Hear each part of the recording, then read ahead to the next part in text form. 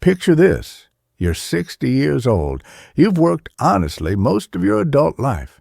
35, maybe 40 years of alarm clocks, commutes, meetings, deadlines, performance reviews, and that little voice in the back of your head that always whispered, one day you'll be done with all this. One day you'll retire. And now, one day is almost here. But instead of feeling excited, you feel something else, something you didn't expect. You feel scared, maybe even a little sick to your stomach, because you finally sat down, looked at your accounts, added up the numbers, and the math just doesn't work. The retirement you imagined, the travel, the relaxation, the freedom, suddenly feels like a fantasy. And the retirement you can actually afford? It looks a lot more like stress, budgeting every dollar and hoping nothing goes wrong. If that sounds familiar, you're not alone. And honestly, you're not even in the minority. My name is Nick, and I spend way too much time thinking about money, retirement, and why so many people work their entire lives only to arrive at their 60s unprepared. I've read the studies, I've seen the numbers, and more importantly, I've heard from real people in their 50s and 60s who are realizing sometimes for the first time that they're behind, way behind. And here's the thing that actually surprised me when I started digging into this topic. It's not just people who earned low incomes. It's not just people who made obvious financial mistakes. A lot of these folks did everything they thought they were supposed to do. They worked hard. They raised families. They paid their bills. They even saved a little here and there.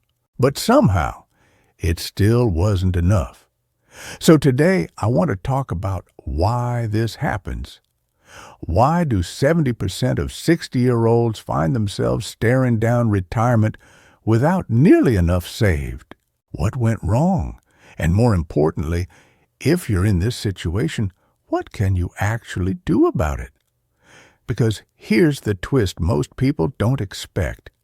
Even at 60, it's not too late. Not completely.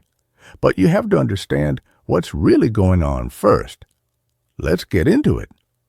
Okay, so let's start with the raw, uncomfortable truth that nobody really wants to talk about at dinner parties.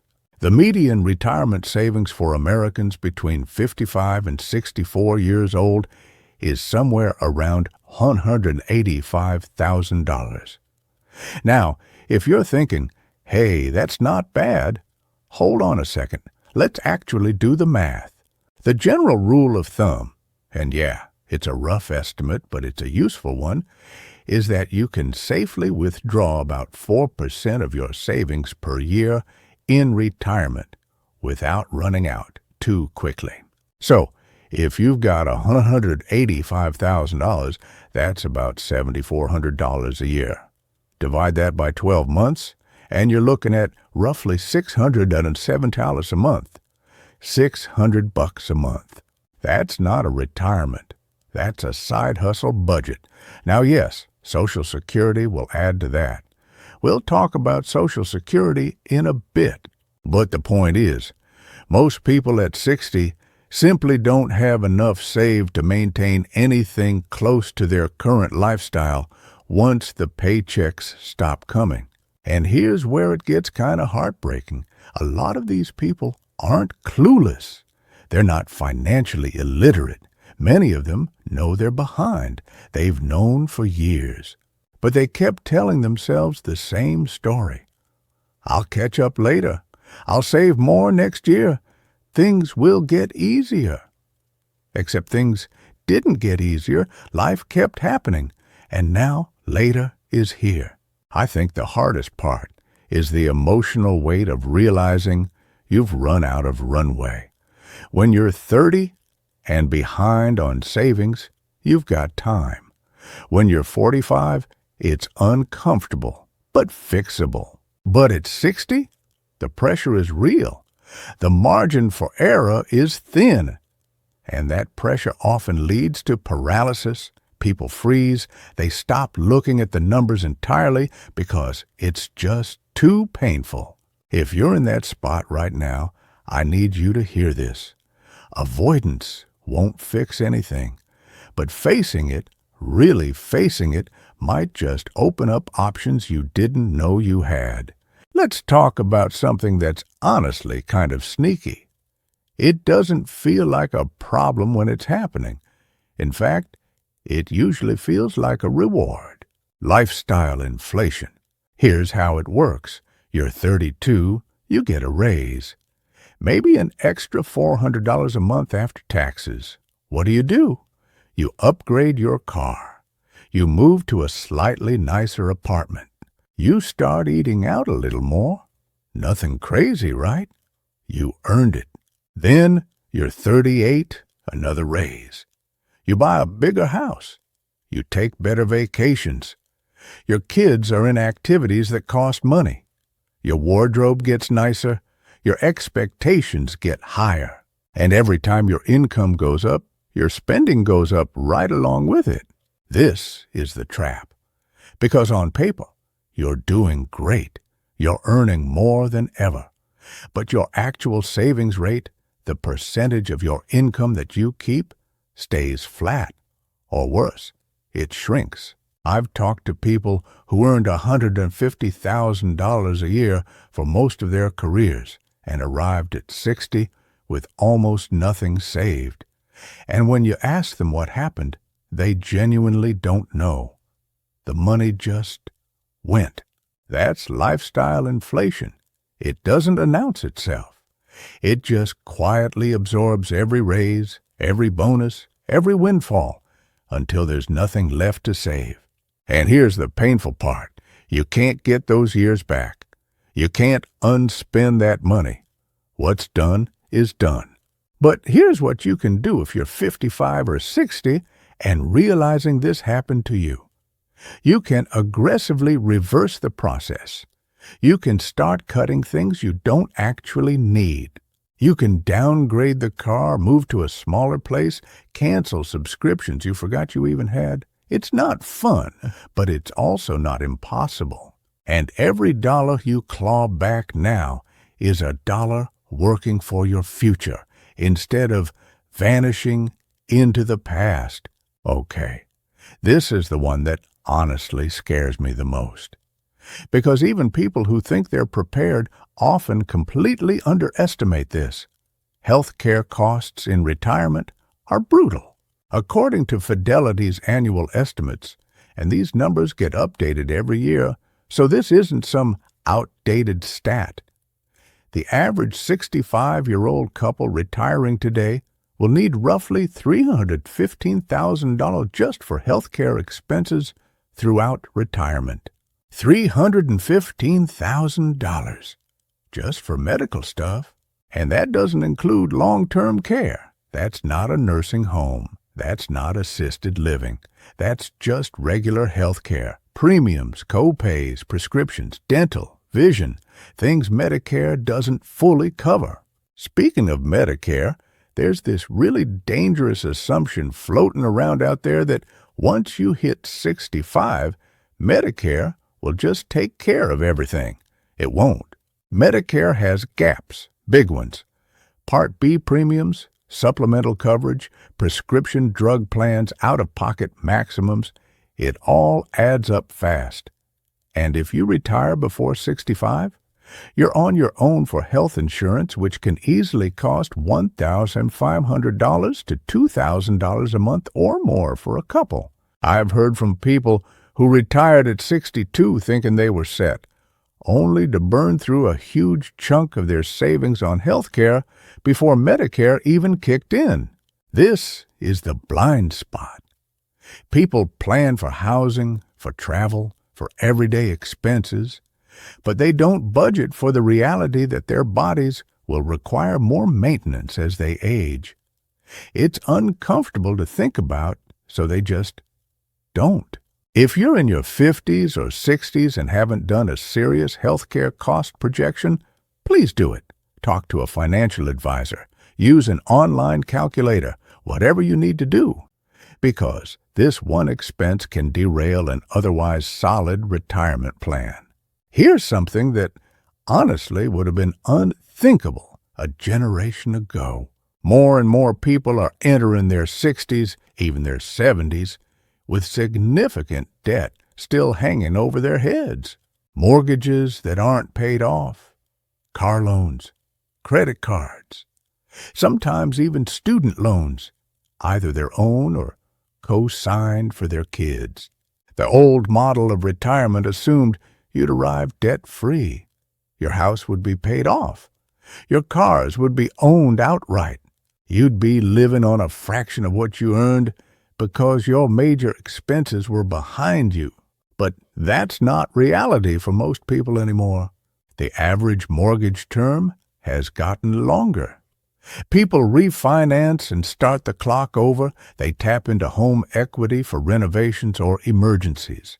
They buy new cars every 5 or 6 years instead of driving them into the ground. And so, by the time they're 60, they're still carrying monthly payments that eat into whatever savings they've managed to accumulate.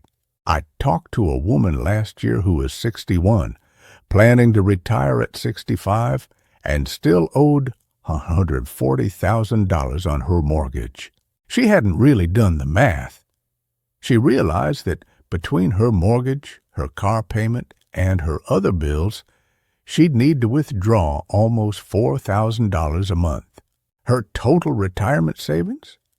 About $280,000. You don't need to be a financial genius to see the problem there. So, what's the move? If you're carrying debt into your 60s, you need to make a decision.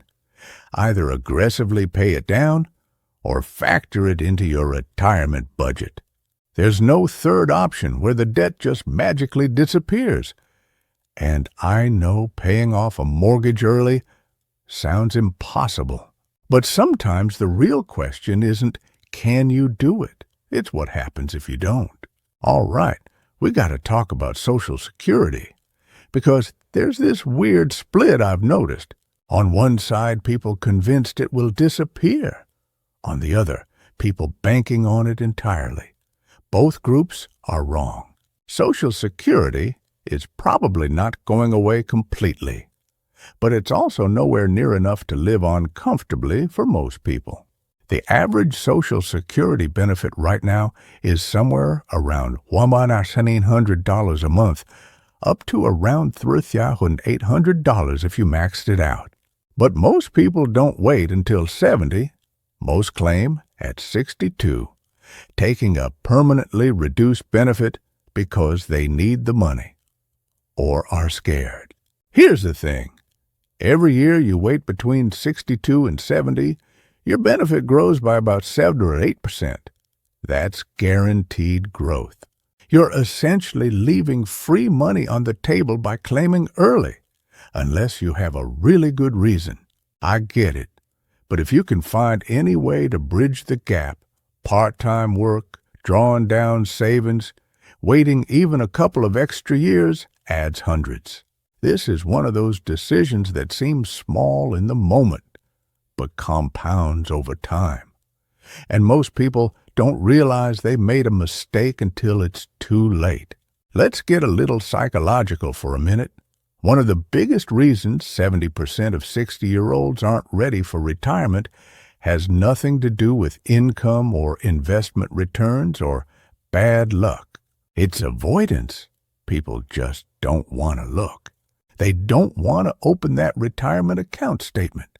They don't want to sit down with a spreadsheet and project out what their life looks like in 10 years. They don't want to have the hard conversation with their spouse about cutting back. And I understand. Truly I do.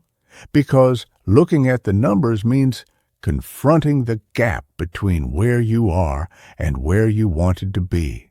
It means admitting, maybe for the first time, that the dream you had, the retirement with the travel and the hobbies and the freedom, might not be realistic. That's painful, That's grief, actually. You're grieving a future you thought you'd have. But here's the thing I want you to really hear. Avoidance doesn't make the problem smaller. It makes it bigger. Every month you don't look is a month you're not adjusting, not saving more. At 60, you still have time. Not as much as you'd like, but time. You could potentially work 5 or 7 more years if you wanted to. You could downsize, relocate somewhere cheaper, pick up part-time income, maximize catch-up contributions to your 401k. But none of that happens if you're not looking at the situation honestly. The first step isn't making a perfect plan. The first step is just being willing to face reality. Everything else flows from there. All right, I don't want this whole video to be doom and gloom, because honestly, even if you're at 60 and behind, there are moves you can make. First, catch-up contributions. If you're over 50, you're allowed to contribute extra to your retirement accounts. For a 401k, that's an additional $7,500 per year. Second, consider working longer. Working even 2 or 3 extra years has a triple benefit. You're earning, not drawing down, and savings grow. Third, downsize ruthlessly. Selling your home and moving somewhere cheaper can free up 6 figures of equity that you can add to your retirement savings. Fourth, delay Social Security if you can. Every year you wait adds to your benefit. If you can find a way to cover expenses for a few extra years, do it. Fifth, consider part-time income. It could be consulting, freelancing, something you actually enjoy. Even $1,000 a month reduces how much you need to withdraw. None of these are easy. None of them are fun, but all of them are possible. And combined, they can turn a scary situation into a manageable one. I want to end the main part of this video by talking about something that doesn't show up in the spreadsheets. Retirement readiness isn't just about money, it's about mindset. If you arrive at 60 feeling like a failure, carrying shame about what you didn't save, that's going to color everything. You'll make decisions from a place of fear instead of clarity. You'll either panic and take reckless risks, or you'll give up entirely and just let things happen. Neither of those is helpful. What you need, honestly, is to give yourself a little grace. Look, nobody handed you a manual for this stuff. The financial world is confusing. The rules kept changing, and life threw curveballs you didn't expect. You did the best you could with the information and circumstances you had. That doesn't mean you don't take responsibility. You do. You own your situation. You face it honestly, and you start making different choices. But beating yourself up about the past doesn't add a single dollar to your retirement account. It just makes you miserable. So, here's the mindset shift I want you to make. Stop thinking about what should have been and start focusing on what still can be. You're not starting from zero. You got experience, skills, options. The goal isn't to arrive at retirement rich. The goal is to arrive at retirement okay, stable, able to cover your needs, maybe have a little left over. Why aren't 70% of 60-year-olds ready for retirement? It's not one thing.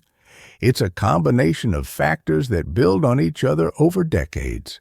It's lifestyle inflation, healthcare costs, debt that isn't paid off.